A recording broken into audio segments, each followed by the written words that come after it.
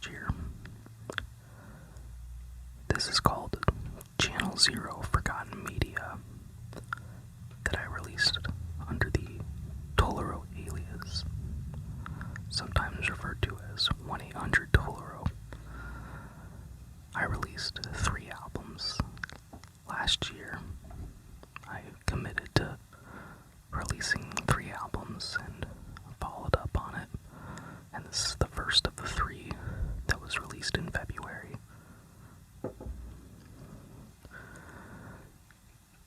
This is the most amount of time that I ever spent on one album. It was comprised mostly of songs that I wrote and recorded or demoed during a creative spat that I had in 2020 following the pandemic and the lockdown. I had a very prolific year of just writing and recording. Spent a lot of time doing so, and a lot of those songs ended up on this album. But I spent the majority of the year 2021 actually finishing this album.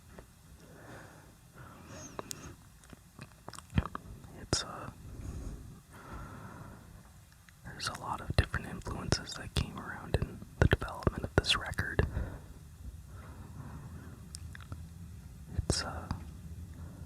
It came to me during a time where I was mostly inspired by vaporwave and lo-fi.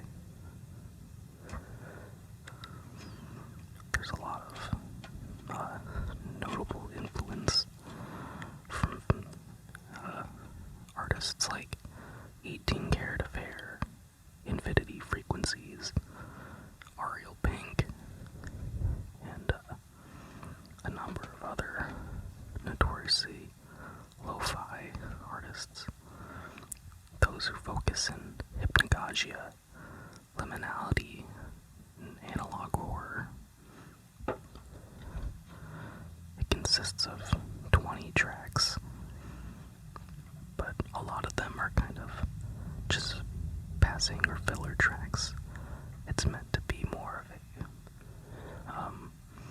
an art piece rather than an album full of singles, where it's kind of intended to be listened to entirely together, as every track seems to flow into the next. I wanted to simulate the idea of someone coming home from work and turning on the TV and watching mindlessly for hours until it's time for bed. And it's a vague audio representation of the sensations that kind of follow as the night progresses, starting with a more lighthearted and relaxing feel to begin with, that gets progressively more emotional and darker as it progresses.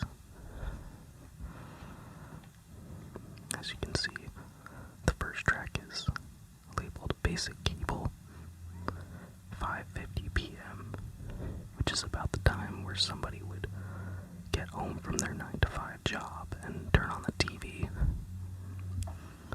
And as this progresses, you kind of flip through the channels and get to track 7, VCR, 7:18 p.m., maybe the time where somebody decides to watch a movie. I developed this with the idea of somebody watching in the early 2000s, late 90s, which is a very nostalgic time for me personally, a time that I like to reminisce and recreate through the audio aesthetics of sound, such as tape hiss and kind of the sound of TV static, the waving sound of VHS tape kind of coming in and out, playing at different speeds. Track 13 is called Broadcast, which is maybe a representation of when you got those strange, surreal issues where you just become disconnected from the world, and it tells you that there's a cable error with that blue screen and that kind of eerie pulse. And then it progresses to the idea of keen realization that maybe you're just wasting your life watching TV, or longing for a life that's simpler enough to where you can just watch TV and not have to worry about being an adult. And it ends with track 20 called Tomorrow. The idea of someone turning off the TV and going to bed and under the expectation that they will relive this whole album again the next day.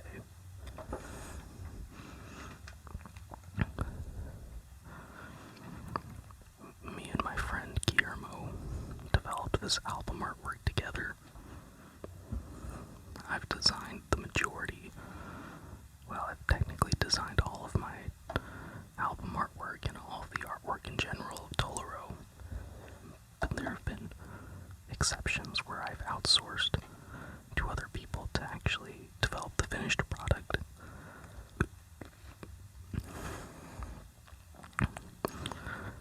As you can see, it looks as if it would be something from an infomercial, a commercial that tries to sell you stuff where you can buy now. Kind of the cliches of television back in the day, and the blue screen visual aesthetic. Coming up next, Channel Zero, Forgotten Media. I feel like there's a lot of forgotten media stuff that appeared on television that has kind of been lost and ultimately has been brought back to life through, the era of YouTube, where people can re-record pretty much everything and bring it back into the binary world, which I think is really neat, to relive those very vague moments of our past. And I tried to capture a lot of that through the sample usage of this album, which, by the way, consists of samples from like hundreds of different sources, including other songs, TV shows, movies, commercials, and everything in between.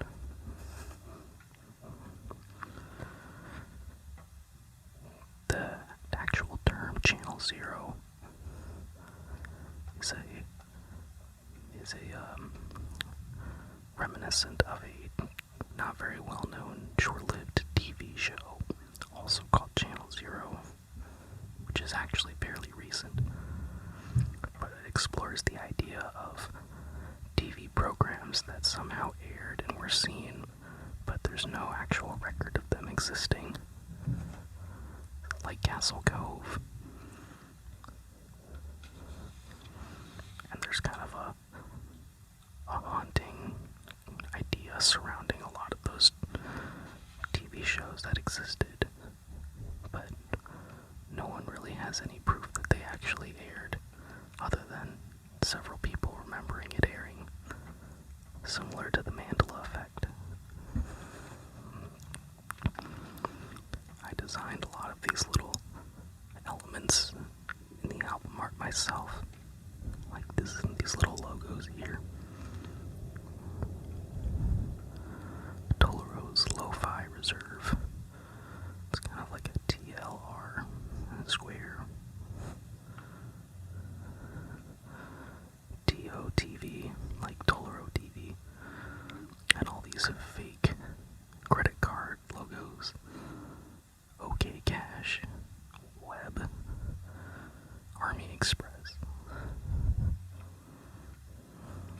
We got a little bit silly with the text here, in a way to mock the expectations and little subtext that infomercials always seem to put in there to hide their shadiness.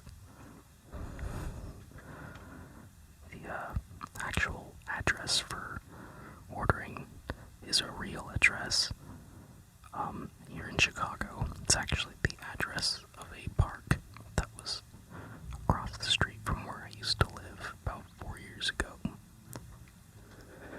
So you can look it up, but you won't have any luck actually trying to order anything from it.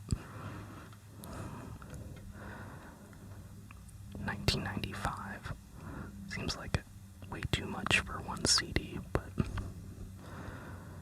there's something very nostalgic about the years directly behind from where I was born, which was 1996.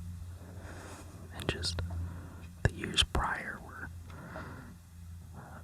very have just esteemed appeal for me, even though I never really lived or experienced anything. I was rewatching the show Twin Peaks around the time that this album was getting finished up, and a lot of usage from that TV show and the visual aesthetic, which took place in the years prior to 1995, was a big inspiration.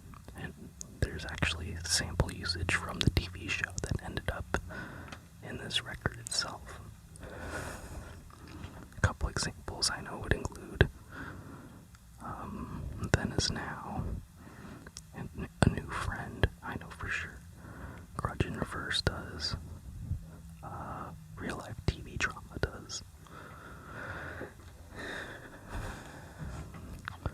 A lot of these the first half of this album consists of tracks that I recorded actual instruments on, but a lot of these other filler tracks on the second half are mostly sample based.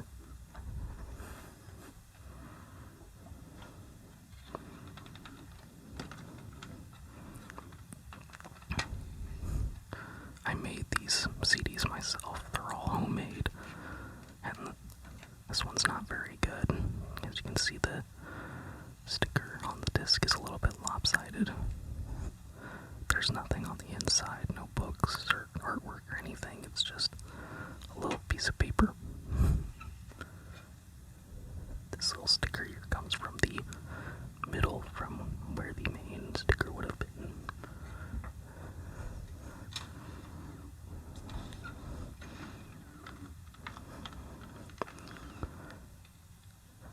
If we wanted to do a quick rundown for the songs that were on this album, Basic Cable consists of a lot of bits from commercials. A lot of nights I spent just going on YouTube and finding fake commercials from the past, grabbing bits of them and putting them together as if you're shuffling through the channels on a TV.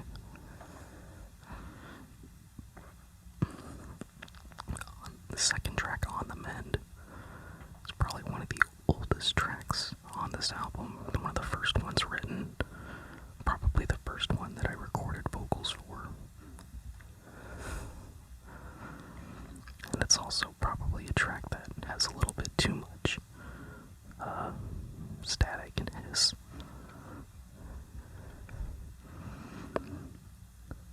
A lot of these tracks kind of reflect the troubles that I was having at home and the long desires initially to live alone at my house because of the feuds that I was having with my roommate at the time.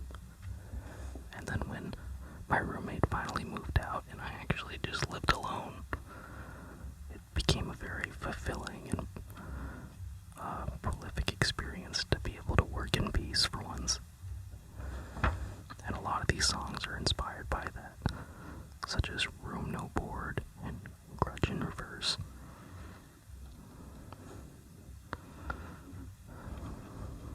The original running name for this album was actually VCR Live Alone, which had completely different album artwork, but I spent so much time working on this that it developed into something that was kind of beyond what I initially conceptualized for this album.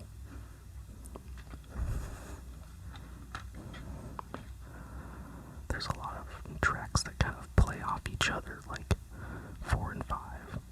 We'll be right back, and we're back. Kind of a nods to those subtle breaks in our TV schedule that we seem to mindlessly go over and not really think about, like commercials.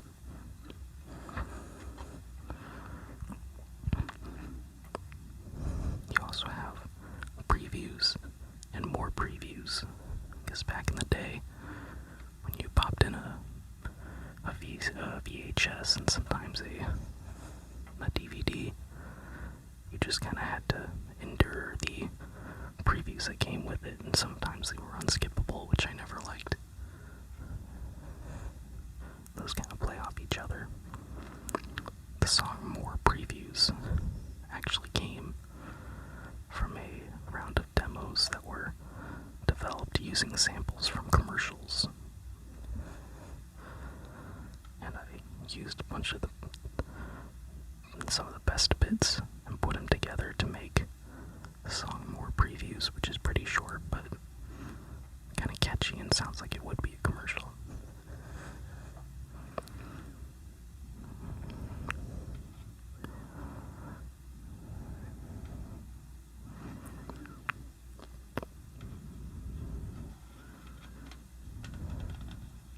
There's also TV drama and real life TV drama, which were also inspired by the nuances of living with roommates and the complications of failed relationships that sometimes seem simple and benign on television, but when they're real, they hit very differently.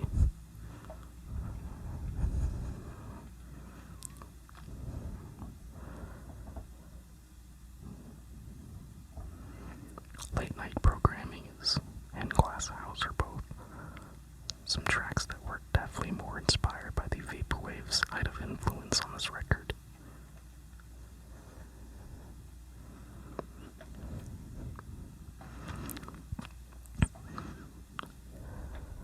There's some kind of interesting and funny instances of sample usage, like in Rerun, which actually uses bits taken from the TV show's Speed Racer from the 60s, which incidentally has been sampled before and sampled since, ironically enough. And I've never watched the show, but that visual aesthetic of something being both iconic and forgotten is really inspiring. The samples used in TV drama was taken from a collection of background music used for grocery stores, called Music for Shopping Marts or something like that. And then real life TV drama is actually a track that was sampled from a movie, a forgotten movie from the 70s that was not very good, called Disco Godfather. And I watched that movie with my dad, and I heard a song in it, and I knew I was going to sample it.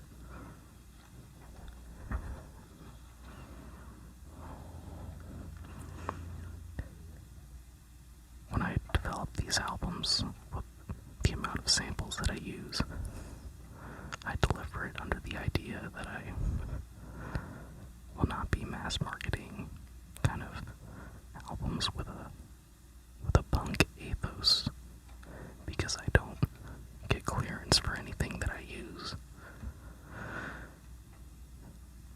But I feel if numbers of artists, especially people in the vaporwave scene, can get away with not using or clearing the samples that they use, then I surely can get away as long as I remain in the underground. As it's been over a year since this album came out, and I've reflected on it, and there's definitely many things I would change about it, but looking back, I feel like it still was able to capture the vision that I had at the time quite properly.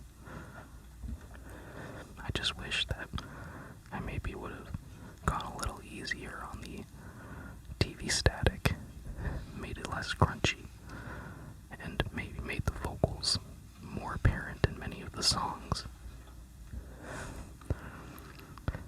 All of the music that I make is developed with an experimental approach to music production. I never really had much formal training on how to mix properly despite going to school for audio engineering. I disregard a lot of standard techniques in favor of something that sounds uniquely mine. And I feel this album is one that captures it the best, even if it's not personally described as easy listening. But it is definitely an album worth putting on in sequence and experiencing it as an audio movie in a way. Definitely doesn't get boring. There's always something popping out.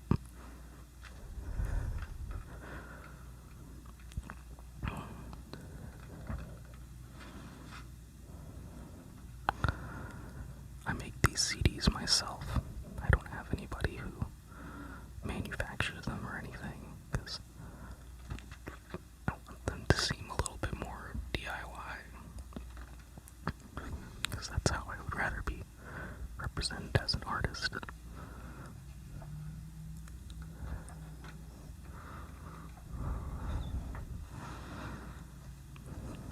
So, I think I'll go over a couple of other CDs as well, including the other ones from the year 2022. But looking back on it, I feel like this album will never quite properly be replicated in the same manner. It was very much a product of its time, a product of my time. So if you're a fan of the album, I hope this was somewhat informative. A little bit of backstory behind it. I spent about 18 months working on it while holding down a full-time job during the pandemic. No fancy production. All of it just recorded right here in this room.